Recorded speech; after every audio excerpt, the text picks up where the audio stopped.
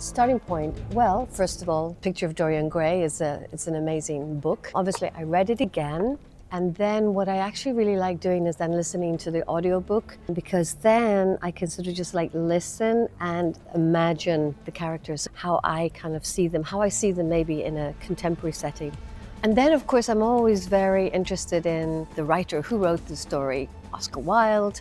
I kind of got very inspired by him, by Oscar, and I wondered what it was like for him to be daring enough to criticize the Victorian society, to put homosexuality out there.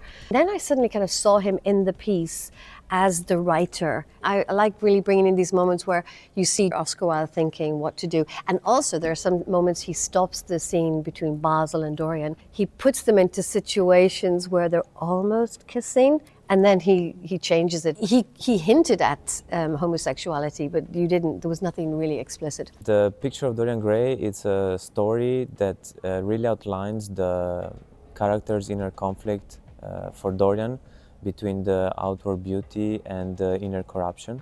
And I believe the story presents many opportunities for us to read these moments.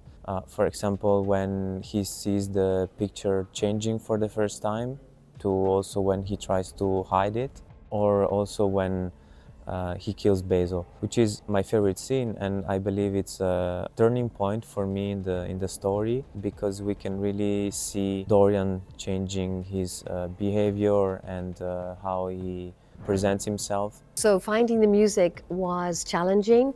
However, what I did was I just basically took inspiration and took my leads from the book. Oscar Wilde mentions many pieces of music and many composers within the story. So he mentions Beethoven, he mentions Wagner. So I took all those composers and tried to build a piece. And I brought in my wonderful composer, Paul Calderoni, and we chose certain parts of the text from the book itself, and Paul has put these into wonderful electronic sounds. Murder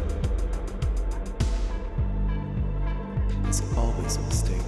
It brings us it connects us to a more contemporary world, and we see that this book, despite how old it is, we can still relate to it.